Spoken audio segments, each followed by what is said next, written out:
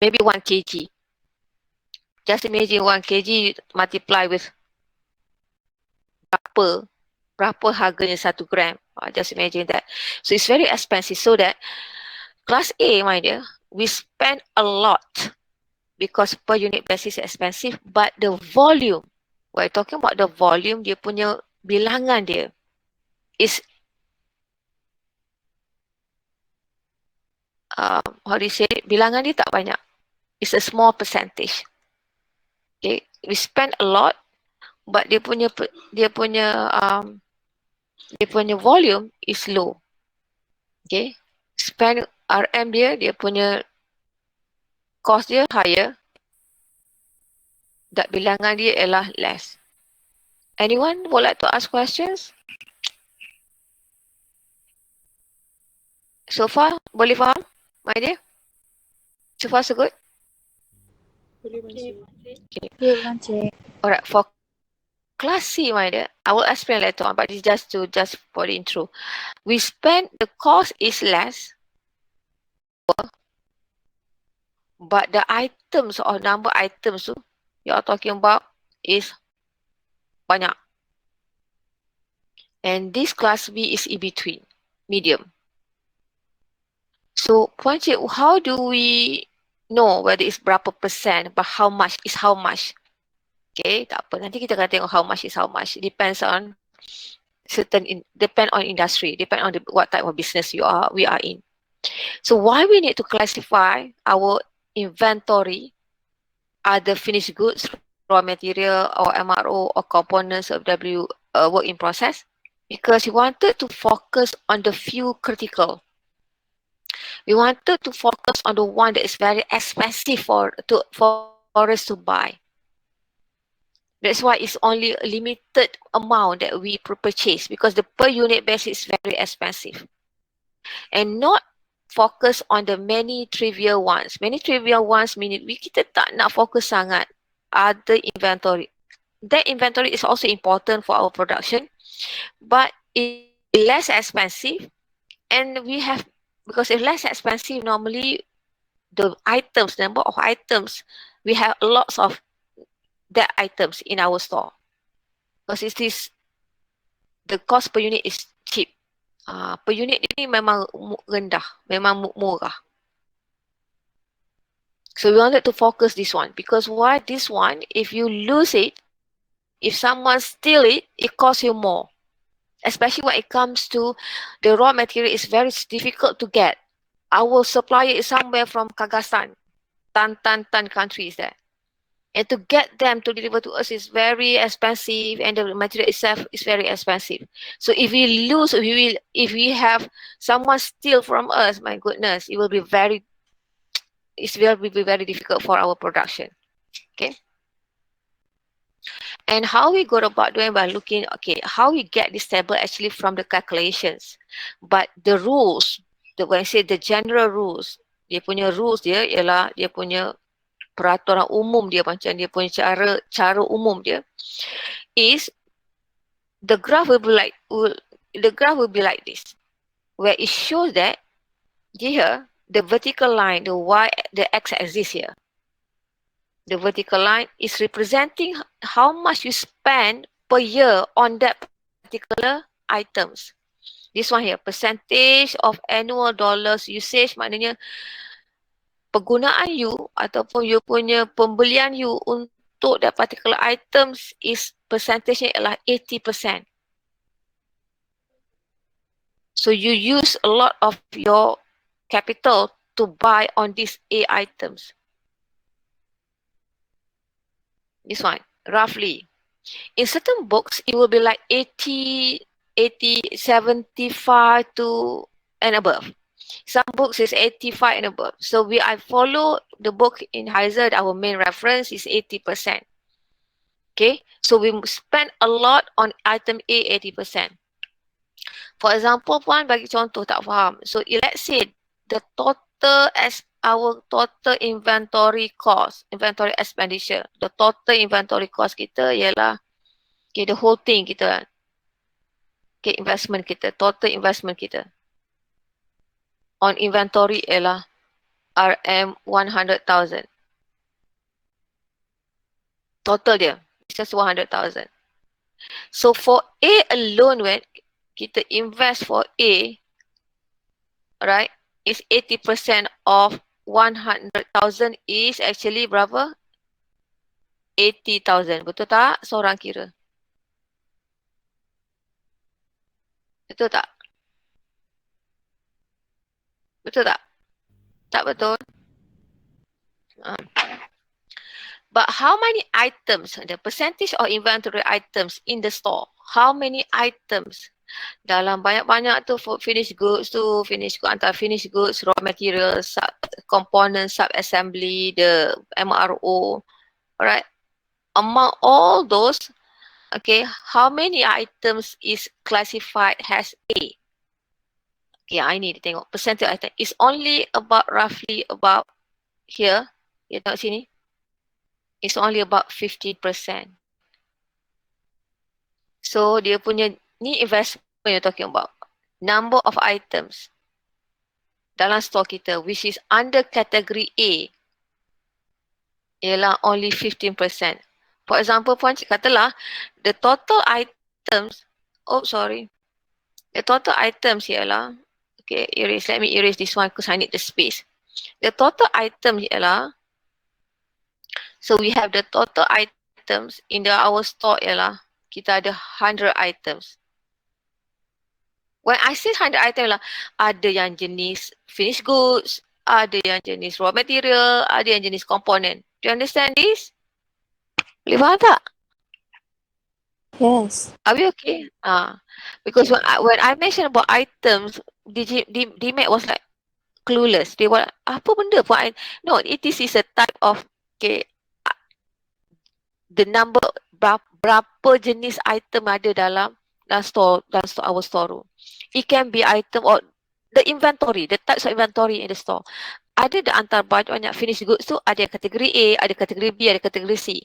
Not all our finished goods are under kategori A, B and C. A saja. It can be under kategori A, B and C.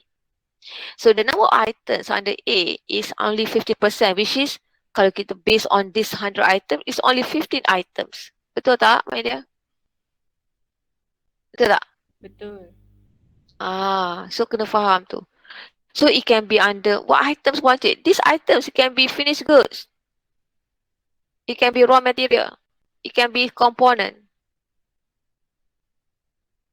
It can be MRO. Because certain equipments, my dear, or certain, when it comes to maintain the equipment, certain tools is very expensive. Okay, certain tools are very expensive to fix our machine. Okay, bukannya semua tool tu murah. Okay, the price per unit is very expensive. Itu A. That's why it is between 15%. So then kita jangan tengok bila, kita tengok C pula. Because to one extreme, one is very expensive, another one is cheaper.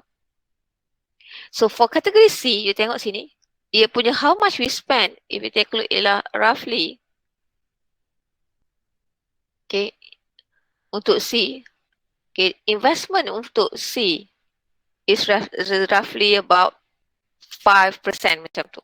I follow from your book because I don't want you to get mixed up, because if from different book between 10%, okay, less than 10%, ada setengah buku less 15%, but in this book it is less than 50% roughly, which is about 5,000.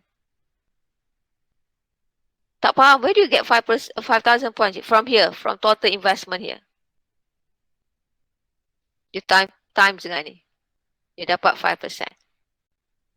So the number of items for C, item C, ialah, kita tengok dia punya ni. Ni. Tengok sini, daripada sini. Daripada sini ke sini. Is between 45, macam mana nak cakap, 55% macam, ya betul. 55%. Which is 55 items. And normally cost per unit is low. There you go. But for item, for investment, how much you invest for B? And this is in between. Number of items untuk items B ialah, okay, items investment for B ialah roughly like this. Okay, dalam setengah buku dia letak, okay, it's roughly about 15, depends, 15 to 25%. Okay, Puan Cik ingat. Sekejap nak, Puan Cik nak erase this one. Sekejap nak. Okay, I need you to jot down. If you don't want to jot down, you can read in the book, tak apa. But then to explain to you. So roughly about 20-25%. Okay, some more people is coming in. Let them wait for a while. So roughly about, kalau kita tengok, kalau kita based on 5%, yeah, this is 15, this is 50. So it's about ada 30 items. Okay. Right. Bukan 30 item kat bawah tu. This one about roughly about 30%, 30 item in 30%. Okay, let me erase because it's so messy there. Salah ni, that ni salah. Okay, I don't want to mix up the investment, the number of items, okay, dalam tu ialah around 30%. Because when campur 15 dengan 20, 55, 70 is 30%. So roughly about 30 items. But the investments on a category or on class B items ialah 15 to 25. So tolak lah, isi roughly dalam 15,000. Okay, sebab dia punya range macam ni. Okay, so that's how you classify, you categorize your inventory according to ABC analysis. The percentage ni Puan Cik, is it fixed? No, it depends on industry. Okay, but roughly they will state the 70, certain industry 75 and above. It's expensive, 75. And then bawah item C can be lower than 5. It is between 0 to 5%. Okay. So, and then category B is in between. So what is it for? Okay, this is the way we calculate ABC because they take out this calculation from your syllabus, so I'm not going to focus on this one. So don't worry about it. Are they going to give us these particular questions on ABC calculation? No. Don't worry. And then, alright, certain company, they don't use annual dollar volume. They don't use in terms of how much they spend on a particular items, class ABC items. They don't actually use annual dollar. They don't actually calculate in terms of how much they spend or the expenditure, the investment that they put class A for class B, class C. But they are using in terms of holding costs. What does it mean? Okay, they are using in terms of how much they spend to store or to carry, to hold that particular items. If it is holding cost, the abbreviation for holding cost, the symbol is H, stand for hold. If the H is high, the cost, and H ialah holding cost normally per unit basis. It's memang per units. What does it mean, Puan Cik? Kalau Puan Cik gold ni, okay, kalau kita nak kena simpan dia, kena ada tight security to hold 1 gram of gold, for example, or 1 bar of gold. Kita kena spend katalah 300. 300 atau ni murah sangat, kata 3,000 for example.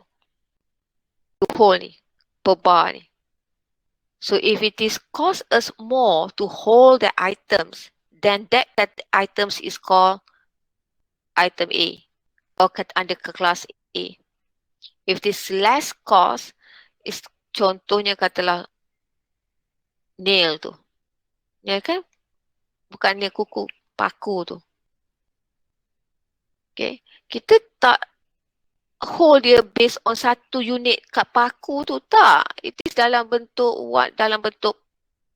bag. Satu bag tu berapa dia ada? berapa nail ada, berapa berat nail tu. Kita based on the weight. Alright? So normally it is lower cost lah, katalah RM2 per 1 kg nail tu. So it is cost, it will be under category C then. Ini. Alright, my dear, boleh tak? Are we okay? Are we okay? Okay, Puan Cik. Yes. Are we good? Good. When it comes to engineering changes, we are talking about in terms of, my dear, alright, certain items, certain kita dah belajar engineering changes ni dalam chapter 5. If you take a look at chapter 5, I need to explain this a little bit because even though I go slow, but I wanted you to understand. Chapter 5. Okay, muka surat berapa ya? Okay. It is related to bomb. Ingat tak bomb?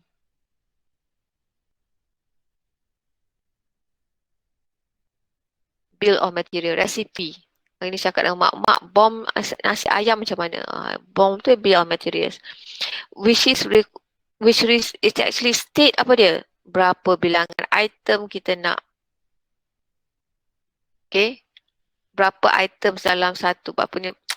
Kan kita resipi kan berapa banyak item ni yang kita nak, katalah nak masak nasi lemak tu, berapa berasnya berapa untuk makan berapa orang, santannya berapa banyak, airnya banyak-banyak mana, sukatan. Ni you are talking about dia punya bill. You go back and take a look at bill.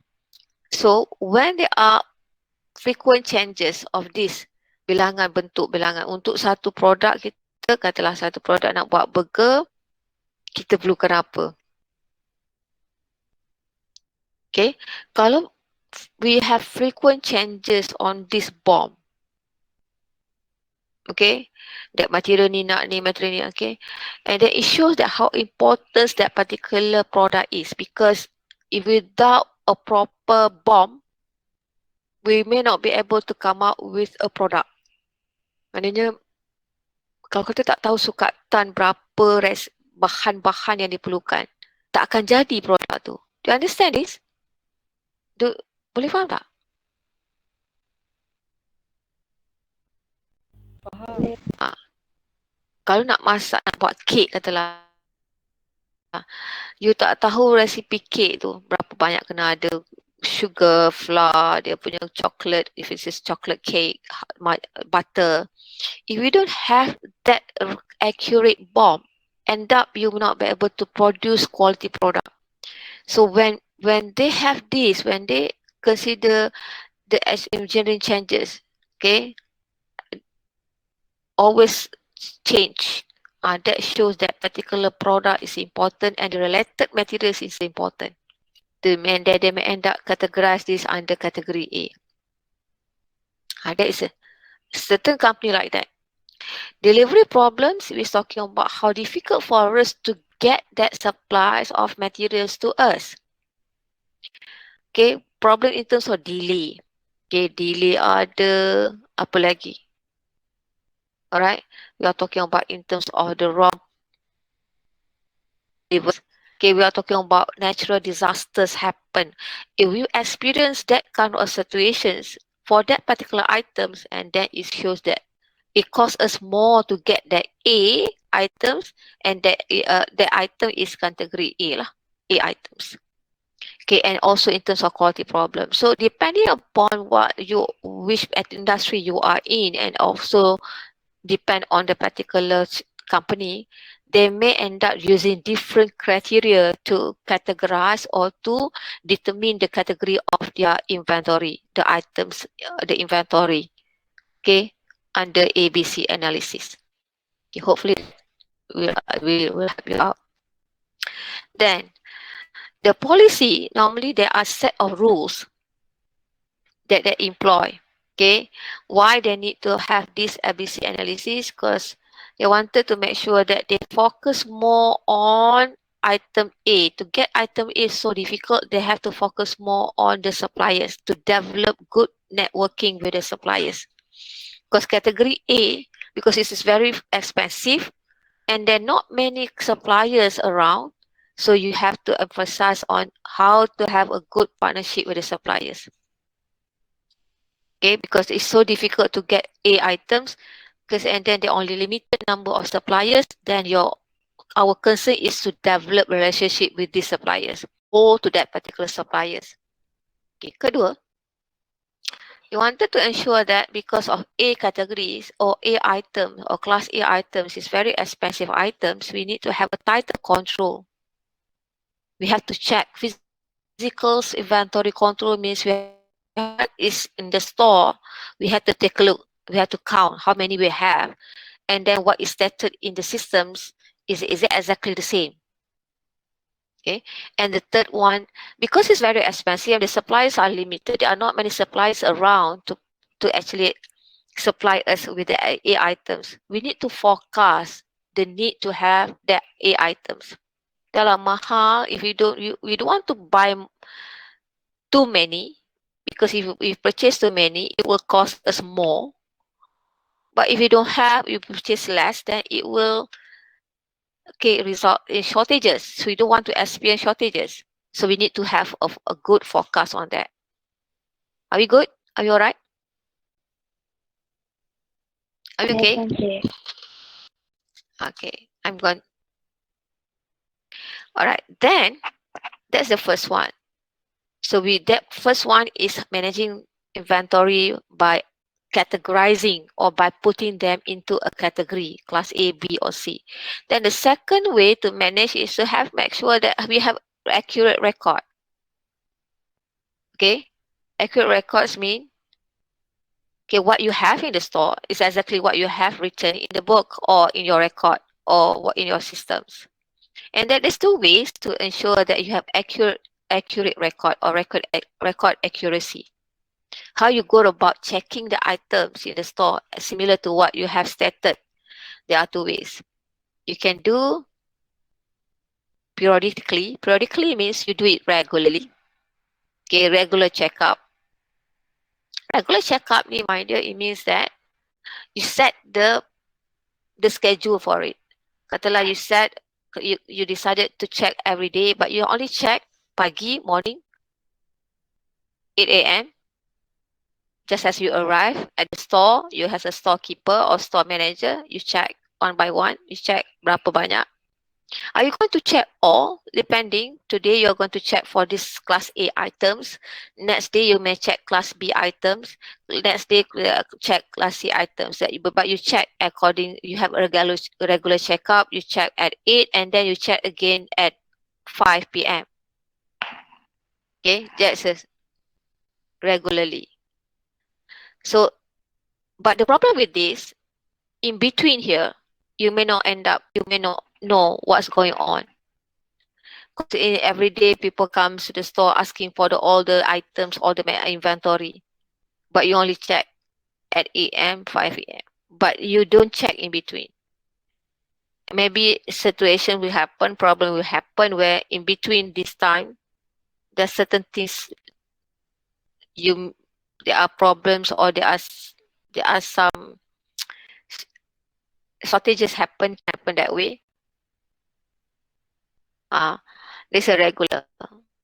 And also, regular checkup, you apply this if you don't have enough staff.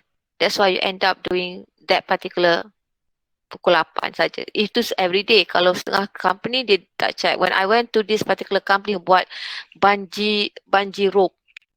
Bungee rope ni ialah yang kita bungee jumping tu kan, rope itu kan yang boleh elastik tu kan. Okay, there's a company in Melaka. It is a French company. So when I went there, semesters before we have a pandemic, or 2 semesters before, in Melaka, it's very small factory, but produce bungee rope. Okay, and it's only meant for export. It's not an export somewhere. It's not within Asian, but export for European market. Dia memang buat a French company ada dekat Melaka, dia memang buat untuk European market, pasaran Europe. Bayangkanlah. And then the manager there is French, who cannot speak even a single Malay words. A lady, a French lady. And English dia macam sounds French lah. Macam kita sounds English kan. Dia sound French macam I cannot be we want to be able to pick up the words. The words is not like American kan, dia cakap macam kita boleh faham kan. Dia tak boleh, dia pronounce macam kita lah, slang kita. So we went there and I talked to her. And then, but the thing, she has been in Malaysia about 3 to not more than 2 years macam tu, baru je mas. Because before that another French guy, and the French guy was replaced by her. Okay, and then just mention, okay, so they don't. When we went to dia punya store. When I went to the warehouse, dalam kilang sebelah tu ada warehouse. And I asked how many times you check. Oh, they have a good system. Okay, they have a very good system. They have their own software. Okay, and before any workers require or line supervisor require specific materials, they will ask them to first they have a macam buku dekat gate tu, buku dekat macam lah kat gate, kat dia punya pintu lah, pintu masuk, the entrance tu, buku tu, and then everybody has to they use both manual and the system to jot down, to write down the name. So tak kisahlah berapa kali you kena masuk store tu, every time you masuk store you have to jot down, you have to tulis nama lah. Then after that you have to very strict, you kena bagi card, tunjuk pada storekeeper tu card you punya ada card pekerja tu. Dia pekerja tu dia akan key in lah, and then the pekerja, the line manager tu akan will give the a paper tu yang dia panggil apa, ada nama lah, dia punya order request something, request for the items which they have filled in. So that particular store manager will check berapa banyak, and they will take a look at the systems, berapa banyak ada. And then it will be not of course, line supervisor will not know where that particular items in the store. That store manager and the staff there will go and pick up for them. These are what they did. For 2 bin system, this is under regular check of inventory. 2 bins means macam ni. You prepare dalam satu bin dalam basket. Okay, katalah dalam basket ni ada 100 units.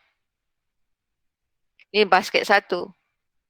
Dan another basket ialah you dah prepare, because you know penggunaan that particular items at the production floor. Okay, they are using bin. Macam ni kat sini, macam bin. Say they are using bin, so they will know that, alright, how much that particular line require. Okay, they require 100 units, for example. So they prepare 2.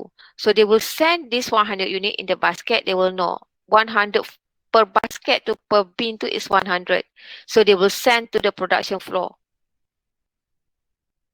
Right? And they will know that one basket gone means that 100 units gone. Dah keluar daripada that particular store. So the next time, the next order within the day, dalam satu hari tu they require more than 100 units or more than one basket, they will call again the store manager to request for another bin. So another bin ni dah ada 100. So store manager will know that, oh, if it is the second bin, meaning that 100 first bin already been used. It's gone already. So they will have to deliver second bin. This is what they did. Not only one item, there are many items. Macam kan bomb kan, there are many items to produce that particular product. So they will prepare this in terms of 2 bin system. What is it used for? It helps them to identify, right? This time, how many they have used, how many they still have. Right? Okay. Katalah dalam store tu ada 300 unit saja. 300 unit saja. When they are using the bin, prepare to bins, meaning that if they have prepared two bins, one bin out from the store, meaning they only have second bin, and then they know that, oh, we only have another 100 left. This is one way to understand, because the two bin systems being used by many manufacturing company. Okay, perpetual inventory is, this is continuous basis. Just remember when you shop when you go and buy at the supermarket, okay, when you purchase it, when you take it from the shelf and you are going to check out, okay, and then you are going to pay for it. They actually, at the checking counter, the staff there actually performing perpetual inventory tracks. Or how they do that? How do they do that? They're using the scanner. That scanner actually monitoring, subtracting what has been taken out from the shelf and what we have on the shelf. Maknanya bila dia scan tu, dia kata, oh, dah orang ada beli, bilangan tu berkurangan dekat store, dekat shelf. Machines berkurangan dalam kita punya simpanan dah. So this is a semi-auto, right?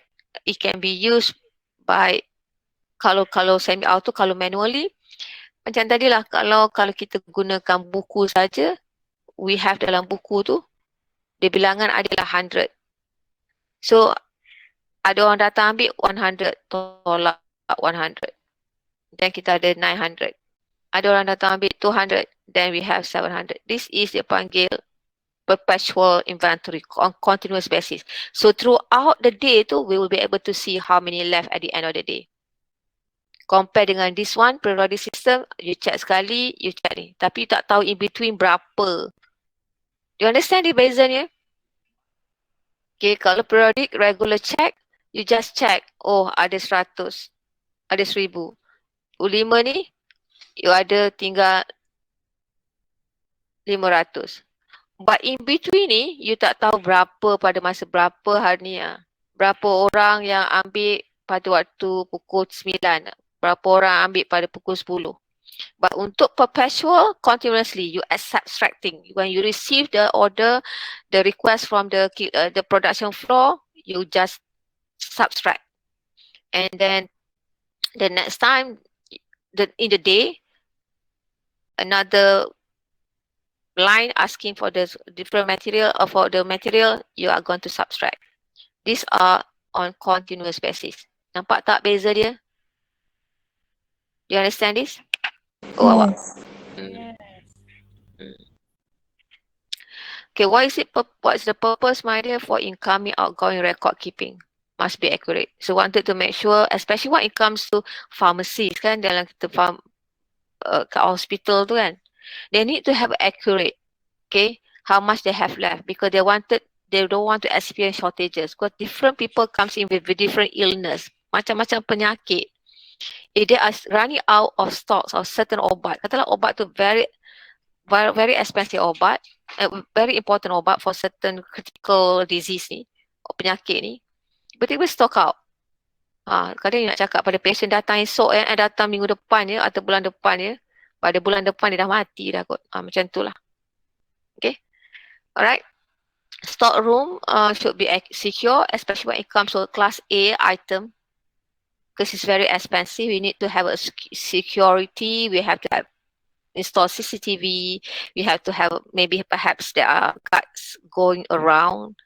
Okay. And then we have certain systems that can ensure that we have a secure, okay, all right, secure room for storing our inventory.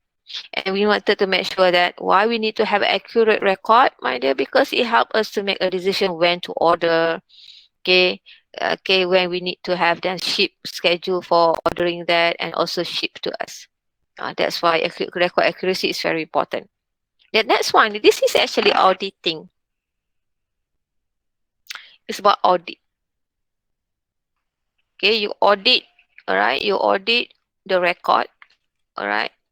And normally because why? Because often related to you need to audit the record. So how you go about auditing it, how frequent? There is methods, there is cara how frequent you can actually audit. Okay, betul tak the store manager keep track with the numbers or what they have left. So we need to audit that. Okay, auditing my dear, ada several okay, ni. Ada dia punya several advantage dia. Okay, alright. When you be able to have audit and you go and audit is inspect. Kalau accounting dia panggil audit. Kalau kita bahasa kita ialah biasa ialah inspect lah, buat inspection. Kilang buat inspection. Kalau doktor dia buat examination, auditing lah. Dia audit kita punya health, kesihatan kita. Dia check kita punya sihat ke tak, kita sakit ke tak, apa penyakit yang kita ada. Okay, so jangan pula ingat tu audit tu, it is a different, for accounting dia panggil nama grand dia auditing lah. Alright,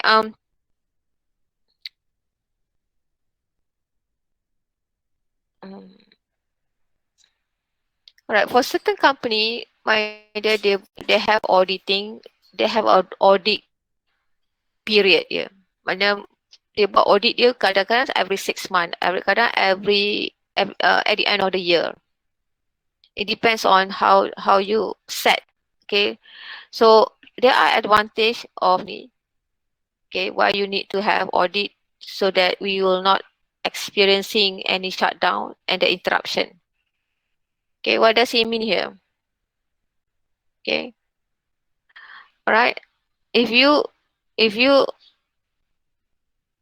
experiencing shortages, okay, shortages of the inventory, so that you are going to experience shutdown, interruption in the production. But if you audit, you have inspect that you have all those particular items are there available, and you are going to make sure that they are not going to experience shortages. Because shortages will lead us to shut down certain process, or it will interrupt the production of certain process. But if you have accurate and you check the accuracy of your whatever you have left, whatever you have in the store, it help you to have a smooth production. So you're not going to experience any shortages, because accurate record will help you to know when you are going to reorder, bila nak reorder. Okay, and also when you have audit, you have inspect whatever you have, it will help you to eliminate annual inventory adjustment. You don't have to wait until at the end of the year to make some adjustment, because you keep on inspecting, you keep on, okay, you have record accuracy, you have the record that accurately have all those the information, and someone verified, pastikan benda tu betul. So you don't have to make any adjustment on that. Okay, and what more, we have trained personnel to audit inventory accuracy. That's the one when you have this audit, you have one person that really know, be able to track what are any discrepancy, any kesilapan dalam kita punya record. Right? Any company might have this auditor when it comes to this. Kat UiTM pun. Every 6 months they will come, bendahari will come and check the inventory, the perabot dalam office puan cik tu ada ke tak. They will come and check.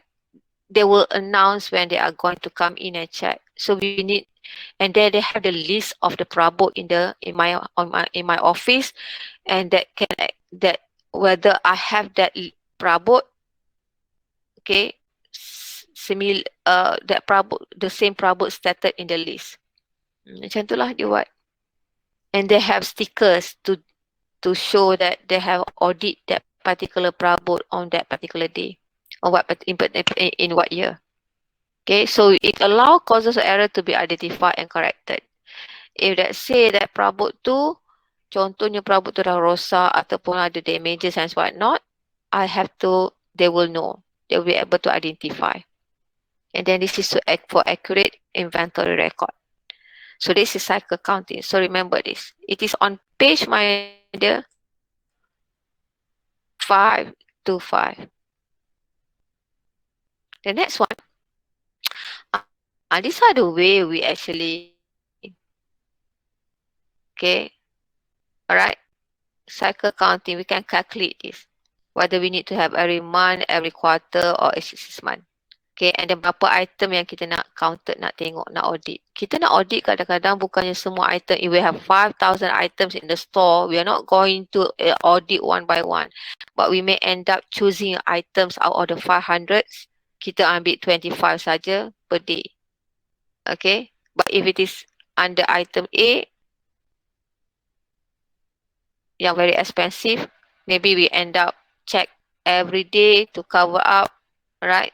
For each month, dia akan check lah. So it depends on the policy of the company. Okay, whether they are going to count A items every month ke, B item every 6 months, every quarter ke. So again, this cycle counting dia depends on the company. Okay, how company are going to do it. But they will know how many days, how many days they are going to how is it every day? Okay, how many units they are going to check. All right.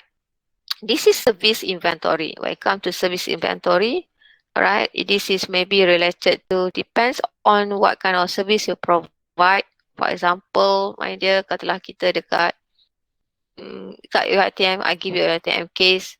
Okay, kita punya computer provided, laptop yang provided. Okay, kita punya computer.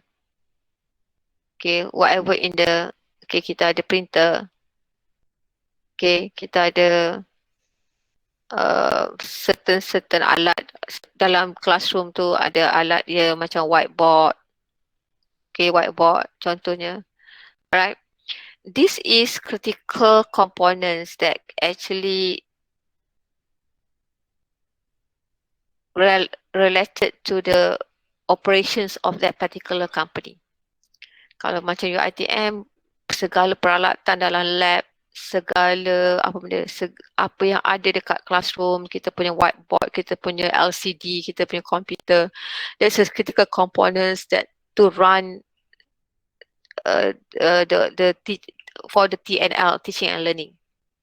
Okay, if we are losing all those equipments, it will the equipments lost. Case ada cases di mana our computer in the classroom was stolen, kecurian, and then yang peliknya that computer tu keluar mesti lalu Pak Gad, right? Tapi Pak Gad tak perasan.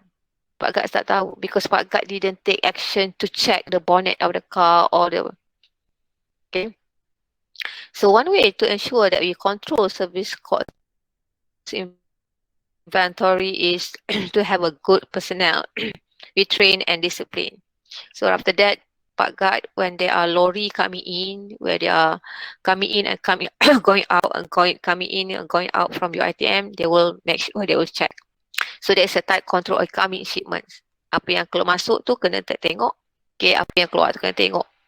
Okay, and effective control of good living facilities. Nak live facilities tu, nak tinggal dia kena buka bonnet, dia kena tunjuk kad dan sebagainya. That's the one way. Okay, several ways or techniques to ensure that you control of service inventory. Contohnya my dear, dekat Ajinomoto. Ajinomoto ni dia nak tahu sama ada dia punya berlakunya kecurian. Okay, this is in most of the food factory. Lori yang sampai, any lori yang sampai, dia akan timbang. Dia ada weight station. Dia akan timbang. Dia akan timbang lori tu. Lori tu kosong, but dia akan timbang. But bila lori tu ataupun truck tu filled with all those Ajinomoto product, Dia masuk, coming in, dia akan timbang. Going out, dia akan timbang. Okay.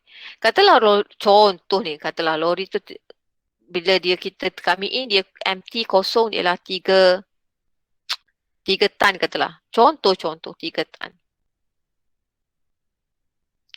Bila dia keluar, dia ada 5 tan. Dia dah jadi 5 tan. So there is berapa difference here? Ada 2 tan tambah, right? Betul tak? Betul tak? Idea, betul tak?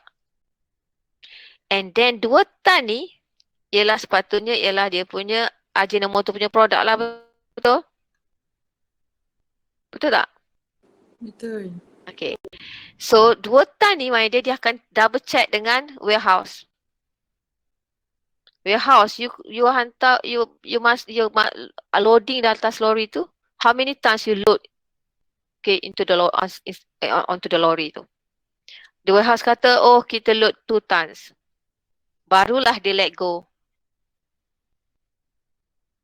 Boleh faham tak? Dia double check. Barulah dia akan release that particular.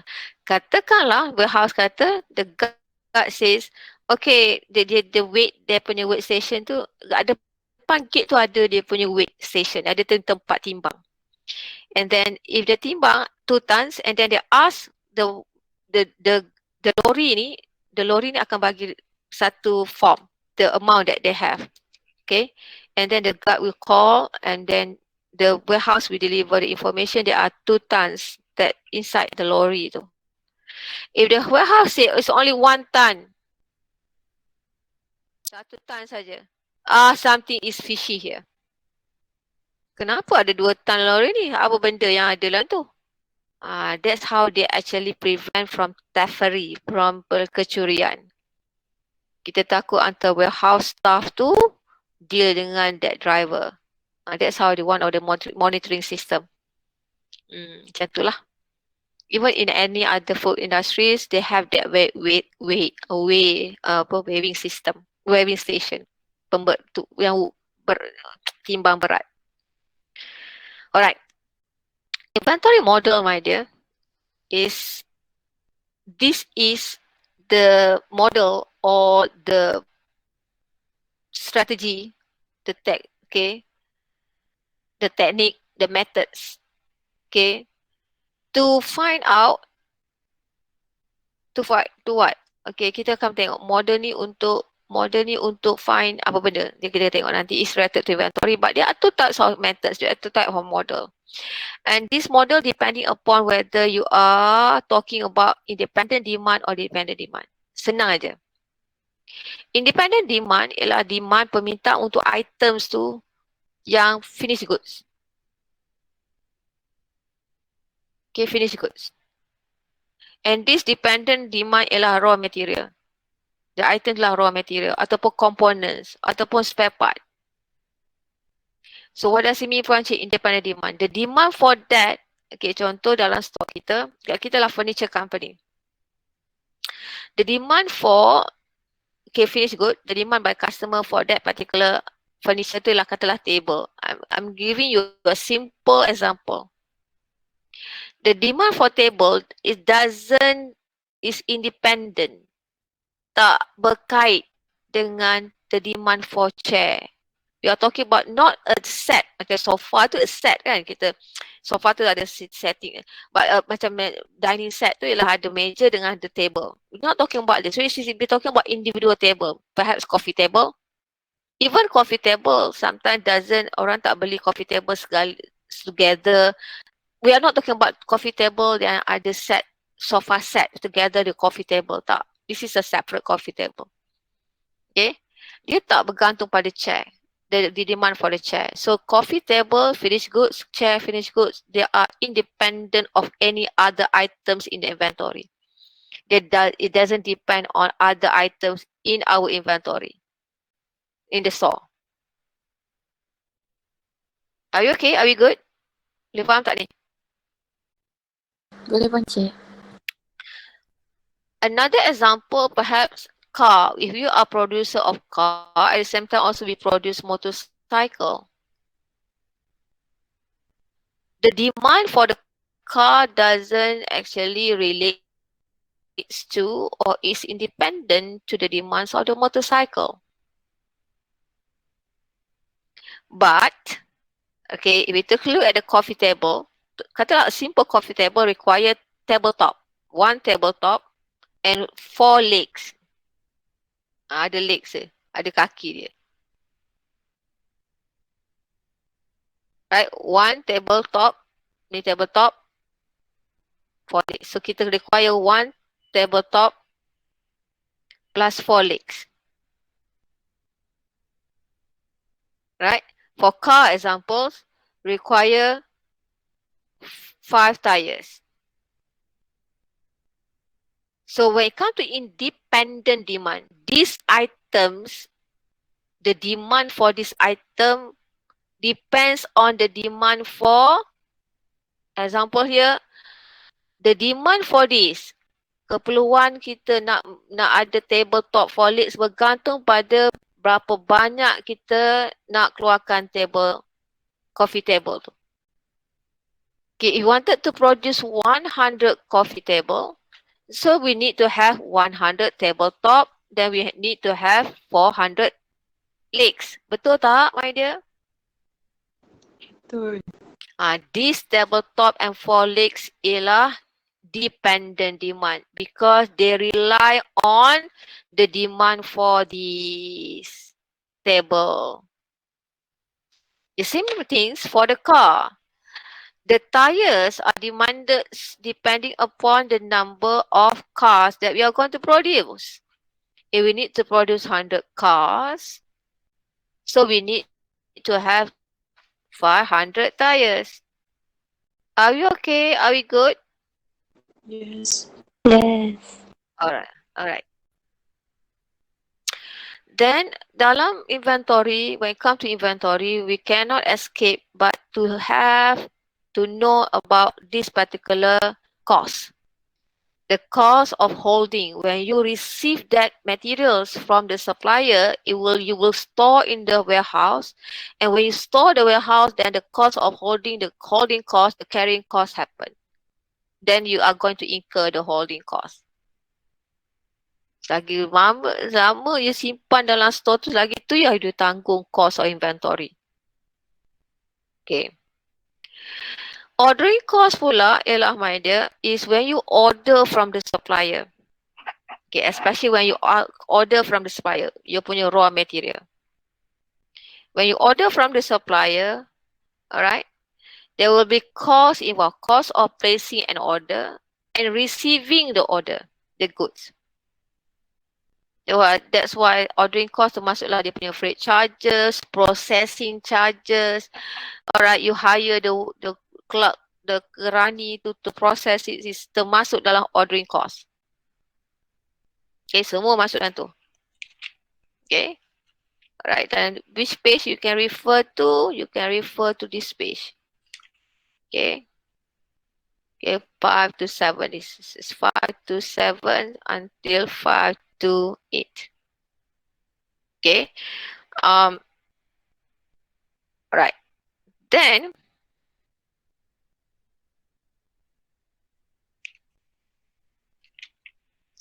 alright. Okay, kita ni ordering cost ni ialah you order. You angkat ganggang telefon, cakap dengan the supplier, and the supplier akan hantar receiving goods. When they ship to you, termasuk freight charges.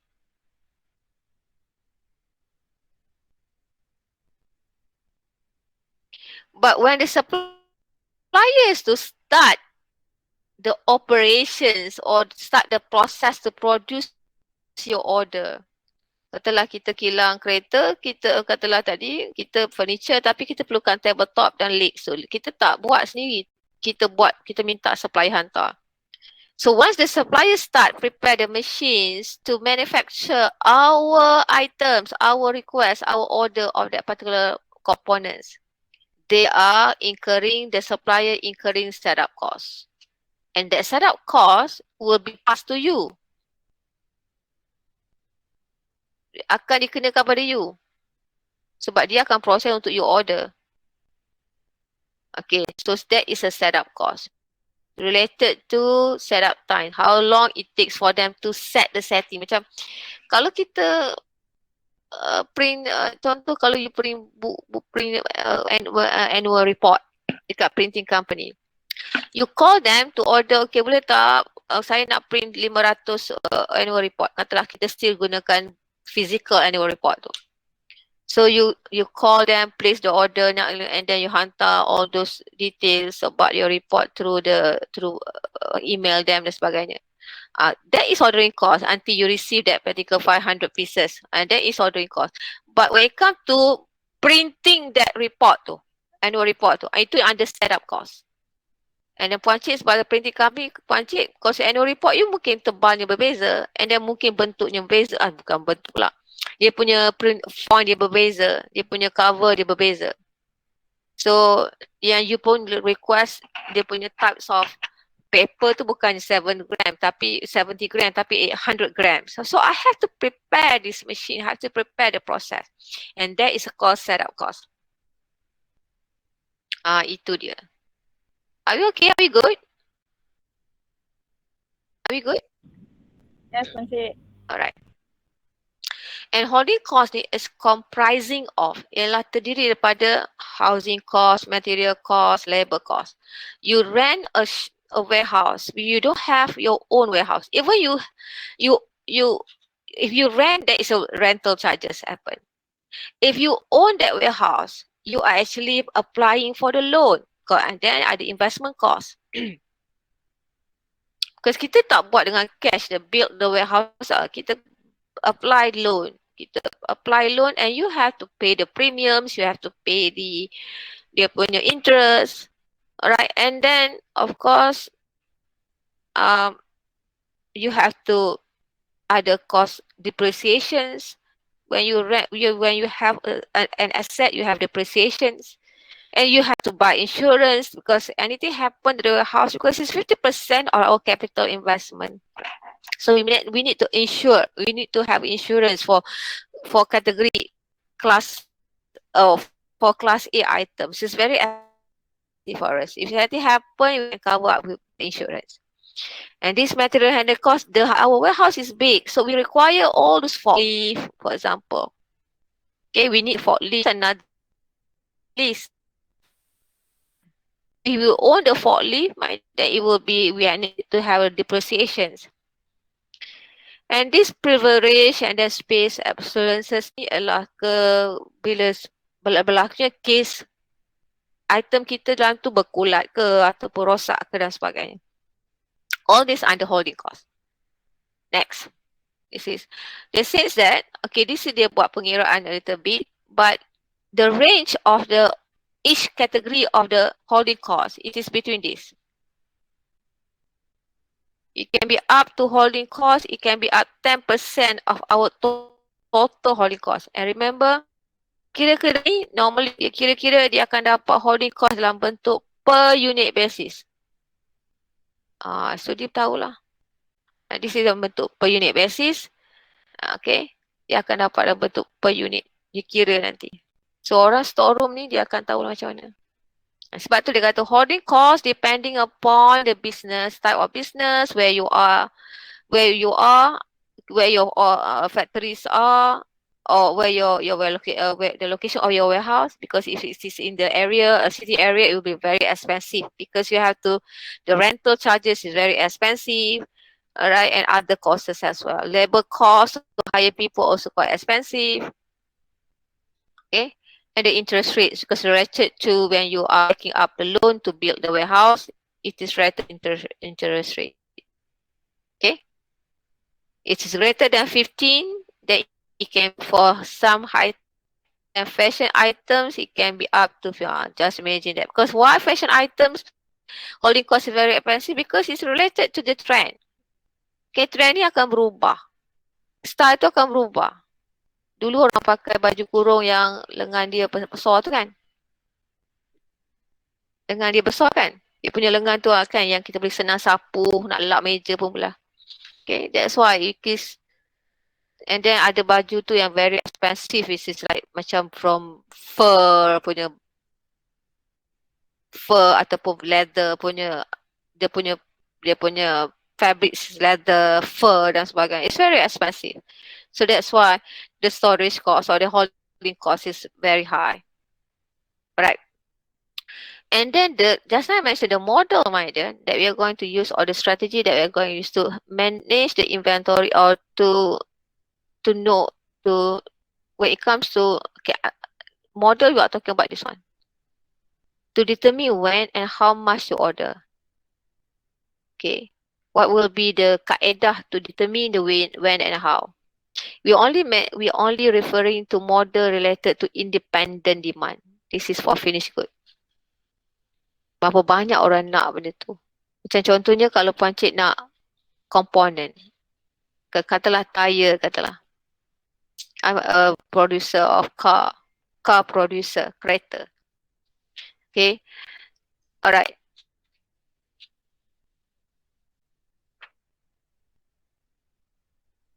Remember I mentioned, kita kena tengok juga keadaan, the independent demand tu. Katalah ni komponen lah, independent pula. Kalau independent demand, how much the customer wants, okay, how much the customer want that particular car tu. Ni tahu nak ni lain pula, ni car, kereta. How much to order and when to order. Ataupun kalau Puan Cik ialah pergi hypermarket.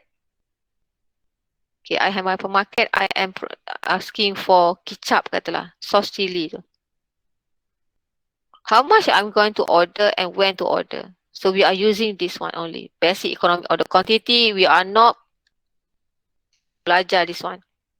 So we are going to learn basic economic order quantity. This one only. Okay? Right? So to learn this one, you need to understand the basic assumptions. This is the assumptions andaian to make sure that it works. Model it works when to and how much we need to order, access to, and when to order. We need to follow these assumptions. This is, we learn about basic. This is the very basic. It was introduced by, okay, it is not in the book. I'll let you know where, okay, how it started, this particular thing. Okay, I have the history of that. Tak ingat. Okay, I'll show you. Okay, okay, the demand, we need to know the assumptions. Okay, to make it works, to make sure that we know exactly when and how much to order. We need to know the demand is known and constant. Okay, source yang kita nak tu ialah demand dia daripada customer tu memang known and constant. Kita tahu demand untuk source tu 400. Every month memang habis 400 units. And then it's constant. Every month 400. And independent. Source tu tak berkait dengan source yang lain. Okay, so this demand is known and constant. But in the real world, now, the current situations, we may not end up having the demand is known and constant. Itu bezanya. Okay. And the lead time, what is the lead time? Lead time is known and constant. Lead times is, alright, the time that you give a call to, katalah sini kita ada siapa? Siapa kita ada sini? Siapa yang mungkin someone, katalah Syazwan tadi. Okay, Syazwan, my dear, you are my supplier. I will call you. Oh, sorry. Okay, dari tarikh Puan Cik call you hari Ahad. Oh my goodness. Okay. The time I call you hari Ahad, Puan Cik call you Sunday. Sampai you deliver to me, I call Syazwan Sunday. Or to order, call to order, and Syazwan, I receive order from Syazwan. Okay, hari Rabu. So between this Sunday, the time starting, okay, when I call to order from Sazwan until Sazwan deliver to me or I receive order from Sazwan, that is lead time. The time from that day I call to order from Sazwan until I receive the order from Sazwan, that is lead time. And untuk basic economic order ialah the lead time must be known and constant. Asalnya dia punya model macam tu because way back 20 years ago we don't have many supplier, there are not many people, many particular items that kita order from supplier because everything is done by us. I mean way back 30, 40 years ago. 30 years, okay. 30 years ago everything is we do it on our own. Even bela ayam sendiri, tanam pokok sendiri dan sebagainya. Alright. Then but now they have revised economic order quantity. Revised, they have revised, they are the addition dia, addition ke berapa-berapa. Okay, they take into consideration of many factors, uncertainties. But we're not going to learn that. We'll learn about basic first because we need to know the basic, then we'll be able to know, understand more or further on the revised one. So the lead time is either in terms of days or in terms of weeks. Or it can be in terms of month, depending where our supplies are, how far they are from us. Okay. So, bila one ni, okay, lead time kata lead time 3 days. And my demand for that ialah, my demand, the abbreviations or the symbol that we use ialah D for demand. Ialah katalah demand kita ialah 400 units. Okay, setiap kali kita ni demand kita 400. Untuk tu berapa ni? Katalah untuk a month. Okay, and then kita punya lead time katalah untuk lead time kita lah 2 hari. Kita tak berapa jauh sangat dengan 1. The receipt of inventory. When I receive from 1, my dear, I receive instantaneously. Okay. Instantaneously, maknanya receive it. If ni demand pun cik, tapi how much I order from cik, how much I order from 1 bukan 400. This is my permintaan untuk ni 400 units. Tapi how much I'm going to order from 1 doesn't mean 400. I can still, okay, doesn't mean 400. It can be different. There is a calculation to find how much we are going to order from 1. Katalah puan cik order from 1 ialah 100. Every time puan cik nak order, queue-nya ialah 100 units. Okay. Alright, so if I order from 100 unit, 100 units will come to me from, when I receive it completely. Mana 100. Bukannya separuh 50 later, tak. Okay. And then, for EOQ model, we don't apply quantity discount. Maknanya one akan, puan cik beli 100 units ni dengan harga biasa, harga normal. There is no discount. Okay. And then the cost involved, my dear, ialah ordering cost and also holding cost. Okay, and then because we have lead time non-constant, I can rely on Sazwan to deliver to me 2 days. I will not have experience stock out. Itu dia. Ini assumption, dia punya andaian. So itu kita kena hafal lah the 6th one ni, because it will be asked in the MCQ. Alright, this one pula, my dear, is just to tell you. This one is the usage rate, kadar penggunaan inventory. When I receive from one, okay, how I'm going to use it? How does it looks like on graph?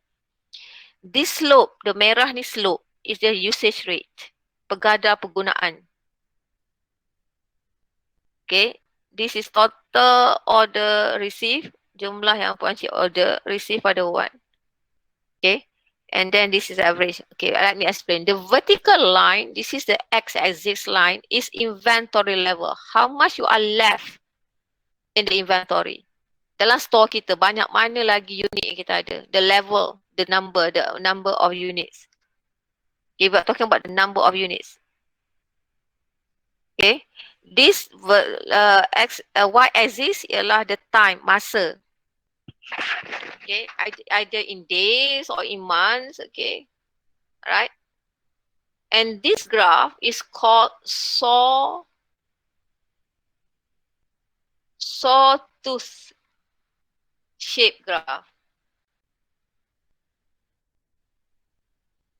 Graph gigi gergaji. Okay. Terus macam tu. You tengok gergaji, if you have gergaji at home, you tengok gergaji dia macam tu bentuk dia. So let's say in this particular scenario, we do not carry inventories, a safety stock. Kita tak carry safety stock. So the graph will look like that. Macam ni. Kalau ada safety stock, graph dia lain sikit. Okay, tengok ah. Alright. If like dalam store Puan Cik kosong, I don't have any sauce, soya sauce or apa-apa, tak ada langsung, kosong. Okay, kosong. It can be kosong, minimum inventory. But maximum come when pada hari Rabu nanti, once one deliver to me 100, zoom naik dalam store Puan Cik untuk item, that particular item, it will become 100. That is the maximum. Okay, it will be 100 units dalam store Puan Cik. When I receive from one, hari Rabu tu, every time they deliver 100. The maximum of the item will be 100 based on the volume that I order from one. So as time goes by, okay, lepas dapat tu Puan Cik pun pos gunalah. Okay, akan letak atas shelf, akan ada customer ambil. So take a look at the slope. As you go down here, the inventory, the amount, the number of items will be decreased. Makin turun. Dia akan makin turun. Penggunaan makin turun. Until it will reach at certain level.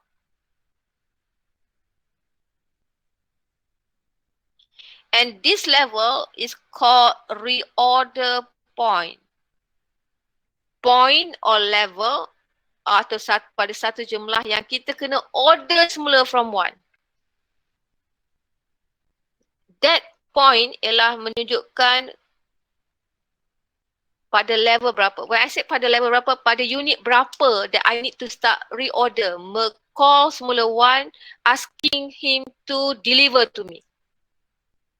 Okay, this point. So how do we know Puan Cik? Ini dia panggil when. Ke dalam inventory kita nak tahu how much and when. Two questions. How much, berapa banyak? Kita tak tahu. This 100 ni I just give examples. But we need to find how much to order from one. This is just an example. Okay, if it comes to question later on, we need to find how much to order from one. And then after I receive from 100, I will use it. I'll put on the shelf and the customer will buy. This we're talking about hypermarket contohnya. So sampailah satu level, that amount, it signal to me that I need to start reordering or reorder from one. Okay. How to find this? Ini yang kita nak cari. When. So how do we find that? Okay. Kita tahu lead time kita. Okay. Kita tahu lead time kita. Then lead time kita ialah, this is lead time. I Puan Cik bila tahu this signal, this particular level, signal me that I need to reorder, I know that. One takes 2 days to reach me or to deliver to me. This is L. Okay. So ini ialah L. Ini L. Masa jarak antara sini. Because this is time kan. Okay. So, bila nak order tu, nanti kita akan belajar this is a formula for this one. Because it related to L. Okay, how much to find this? This level, this one. Banyak mana kita nak tahu. This one is usage rate ialah Dia panggil abbreviation lah D kecil, penggunaan sehari ataupun sebulan. Dekat sini D kecil.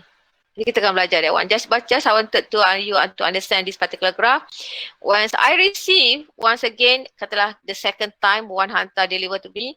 When I use it, first time sampailah when I reach 0 on that day, one will deliver to me. Up, then my inventory becomes 100 again.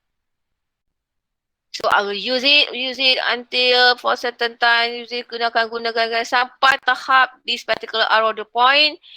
Okay, I call one, okay, but I call one pada hari Ahad, but hari Isnin pun cik guna, tetap guna. Akan guna until Wednesday when I reach 0 at that time, on that day, one akan deliver 100 to me. Are we okay? Are we good? Yes. Okay, and this average inventory is just to tell us that on average how many units we should have. This is just simply Q, how much we order, divide by 2. This is a standard formula. To know how average is just simply if you order from 100 divide by 2. So on average you have is 50. So macam tu. Okay. This is to show you the cost. Remember, we want to strike a balance. A balance, we are going to strike the balance how much we spend and how we can actually satisfy customer. So we need to find the cost. Okay, the cost here, how do we know dia punya quantity yang kita nak tu? Yang kita nak how much to order tu. It's actually from this graph. Kita dapat daripada graph ni. Okay. Tengok Maida. Kita ada total inventory cost. Ini destination ni. Okay, total inventory cost. This is total cost.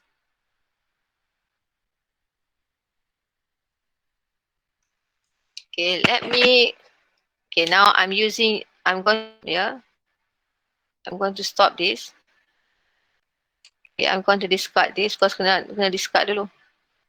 Okay, now I'm going to use and share with you the class notebook. Stop presenting. I'm going to share. You didn't stop at all kan kita punya ni hari ni. Pancik kena go on. Kita tak sempat siap ni, kita kena siap pada hari lain. I need to share with you ni. I'm going to use this.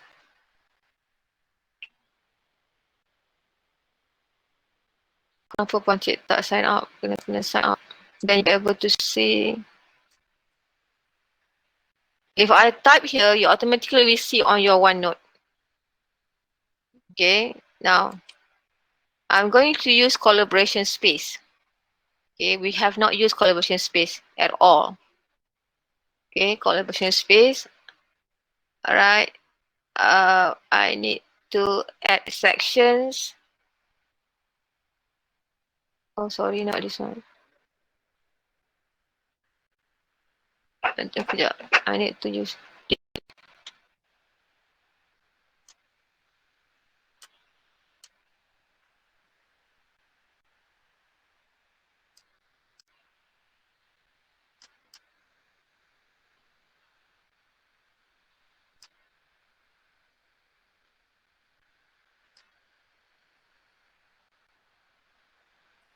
Okay, ni tak ada. Kita delete that one. I didn't use, when it comes to calculation with brand diploma students, I use this OneNote to explain to you. So here I'm going to rename it as chapter 12.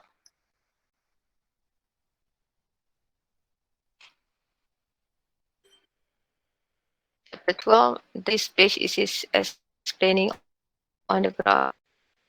Please.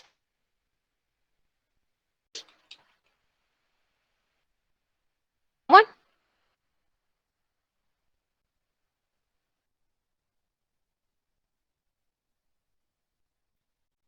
And Sami, can you see me? I say yes or no?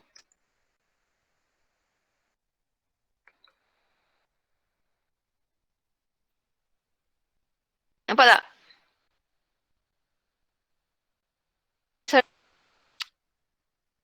Okay.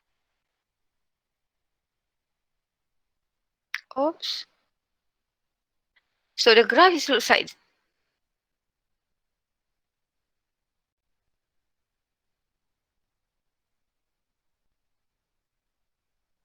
okay. Graph looks like that. Wait up.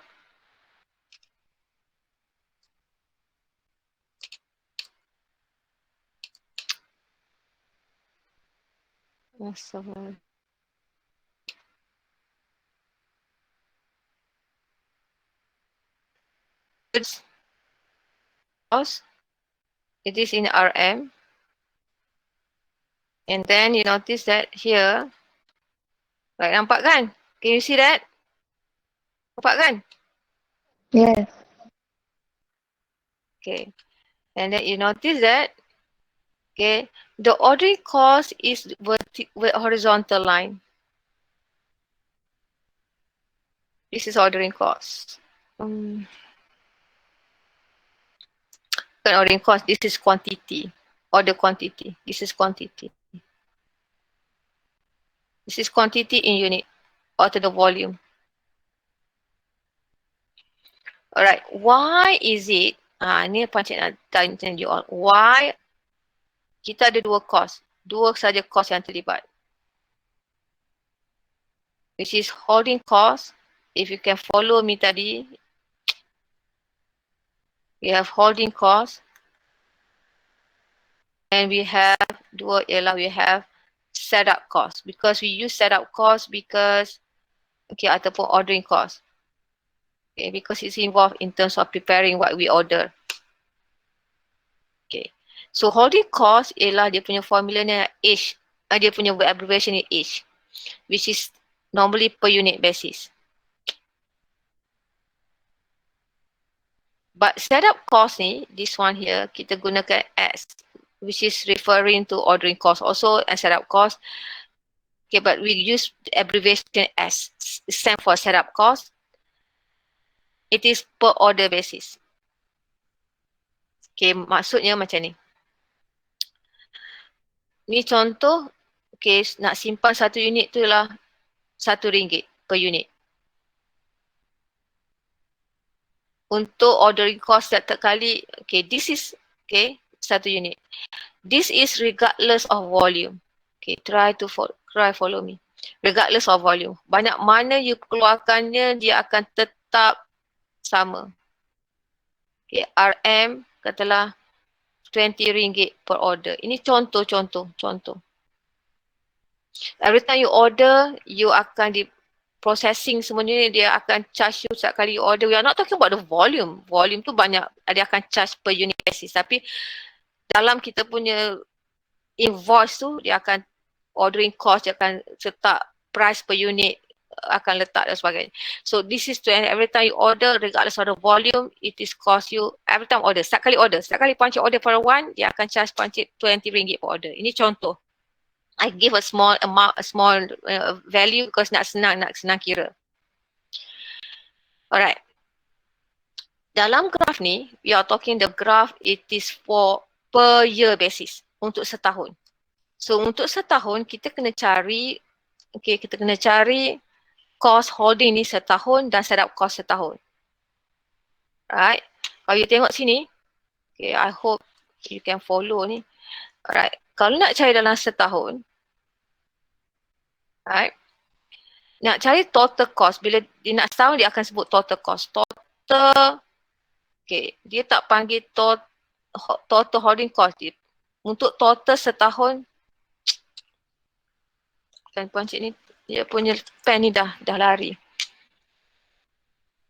Total untuk holding cost, total untuk setahun dia panggil total carrying cost. Pula, dia guna perkataan carrying pula.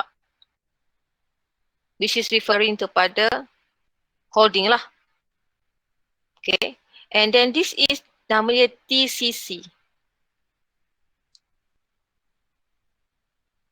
And then this TCC kita cari dengan menggunakan, alright, average inventory level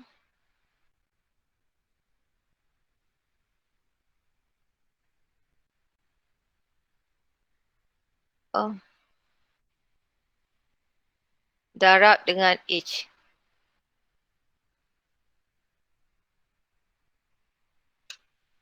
Okay. So ingat holding cost ni, I should have tulis type senang lah. One more time. I will take slowly.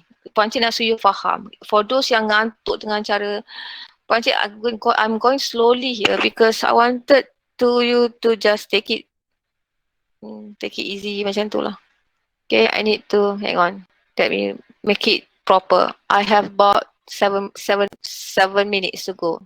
But that's okay. As long as I make you you able to understand me. Okay, sekejap. Sekejap. Okay.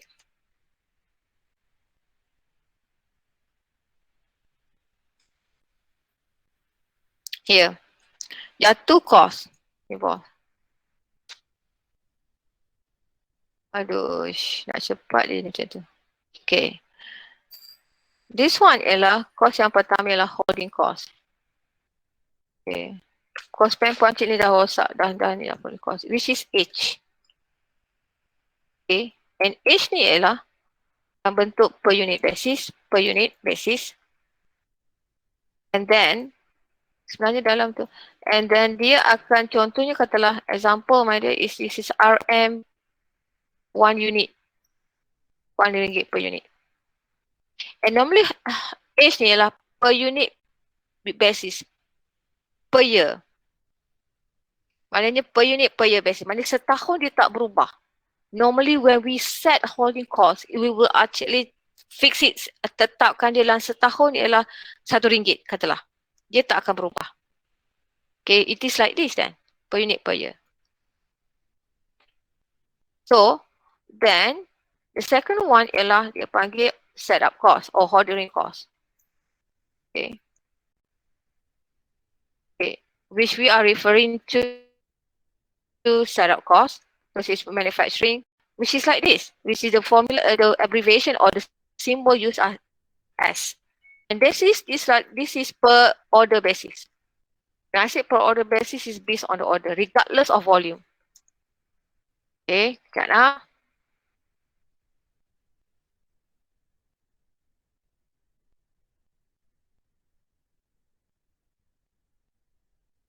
Okay. Now, tunggu kejap. Saya iris. Tadi sepatutnya tulis type. I thought I can easily return here. But my pen having a problems. Because dia no longer ada, dia punya sensitivity tu dah hilang. I should have not. Okay. Ni Puan Cik baru nak terangkan ni. Okay. Then, when it comes to, okay, cost. Nak find cost, normally kita find cost dalam bentuk per year basis. Okay, this one Puan Cik nak delete. Senang. Menjadi susah pula nak erase ni. Alright. Then this one, untuk per year basis, this one here, dia kalau nak cari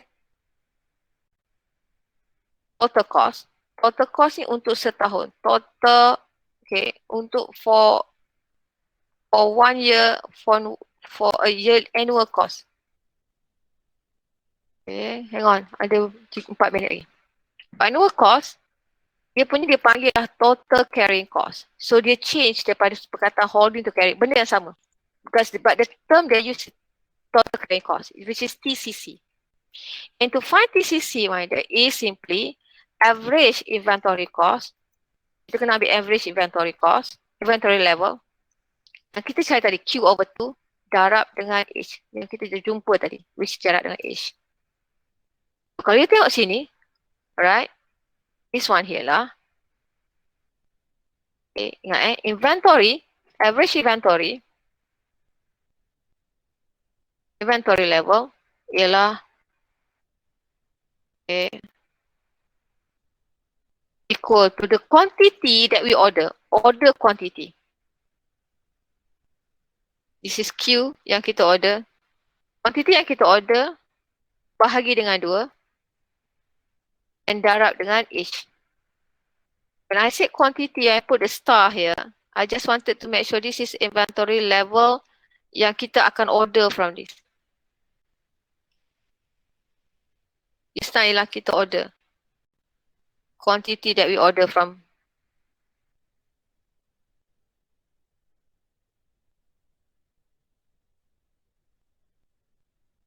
Okay.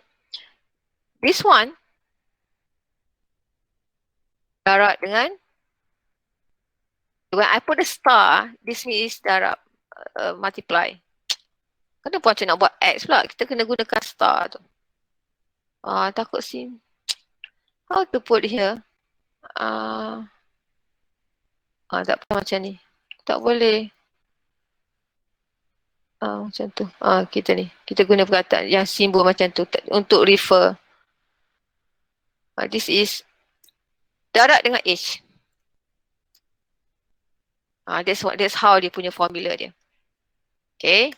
Now, untuk ordering cost, or setup cost, the total annual total ordering cost. Dia panggil total ordering cost. Jumlah untuk setahun. Okay. Ialah TOC. Which is, okay, the formula is like this. The D bahagi dengan Q darab dengan AS. That's ordering cost. You may wonder, kan Puan Cik tak faham? Tunggu, Puan Cik nak kena terangkan ni dulu. Terangkan di benda ni sekejap. I wanted to introduce you to this one. Because and then after that, kita akan go one by one. Because this one, kalau kita tak faham, I just introduce this one first. So, because it is related to the graph here. And when it comes to, alright, sekejap sikit lagi. 1 minit lagi. When it comes to total annual, this one, TCC. Dia punya graph is like this. The more you order, the higher the cost will be. This is TCC. Okay. Makin banyak kita order, storage cost kita, one hantar Perancis 100 unit. Okay. Katalah ini 100 unit kat sini. Cost dia kat sini. But when one hantar deliver to me 1,000, cost dia kat sini. The more we order, the holding cost will be more because we are going to hold more units. But what happened when it comes to total ordering cost? Total ordering cost, the more we order, the cost will be lower.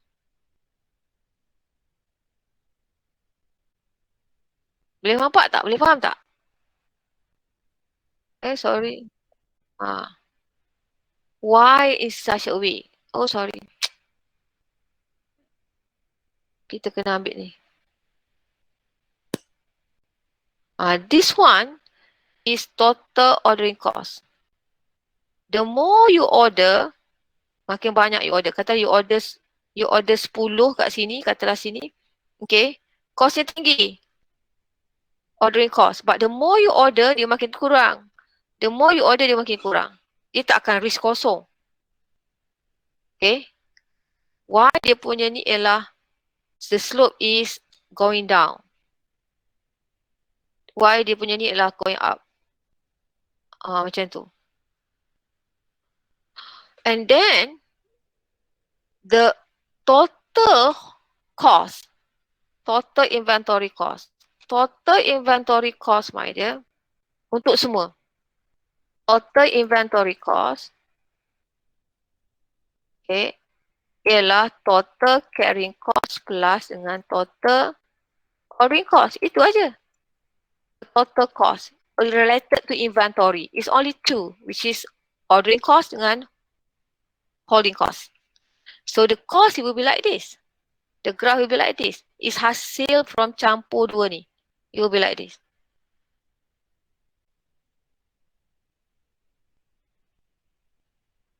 This is the inventory cost. And we see that just this morning I said we wanted to minimize the cost. When we are purchasing the inventory, we wanted to make sure it is at the minimum. So at the minimum is here. The minimum, paling rendah, total rendah. So the minimum, it so happen the minimum of total inventory cost is at the intersections of this. Okay, sorry, doesn't mean 100. Tak semesti 100 sini. This is contoh aja.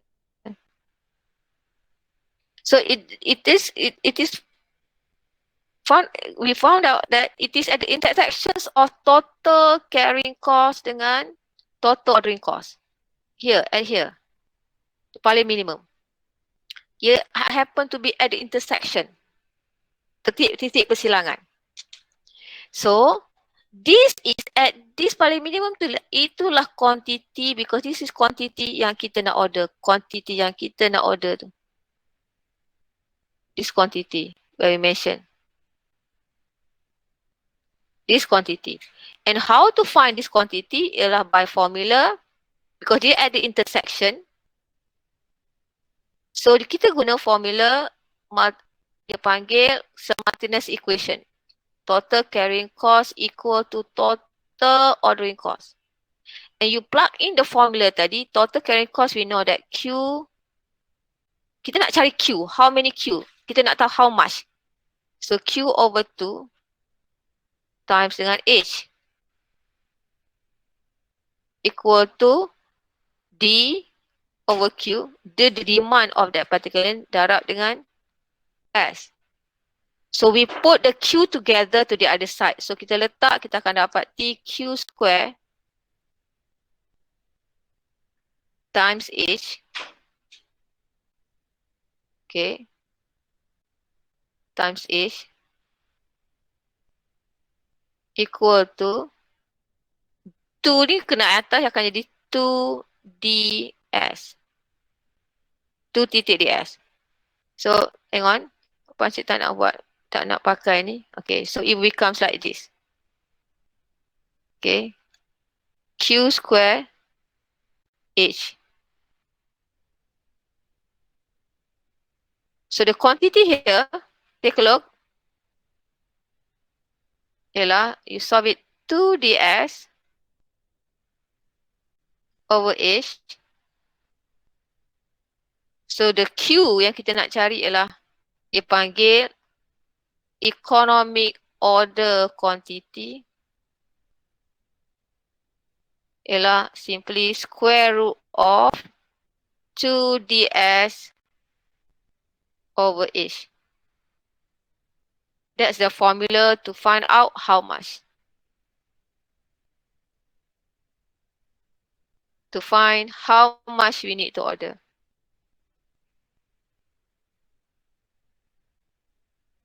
How much to order?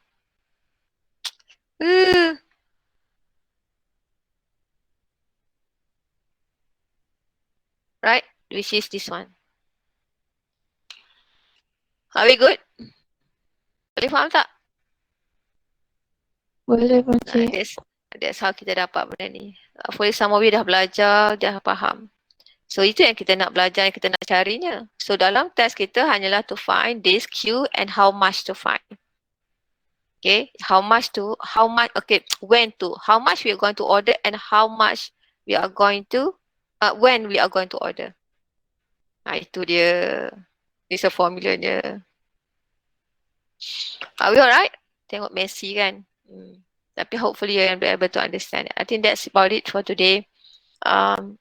Any questions so far? Any questions so far? Any questions? Yes or no? Alright. I think that's about it. I continue. I think I have to have classes with you. 2 hours to 2 hours. I will find it at 2 hours later on. Mungkin malam lah kot. If you don't have other things to do. I think you still have other things to do.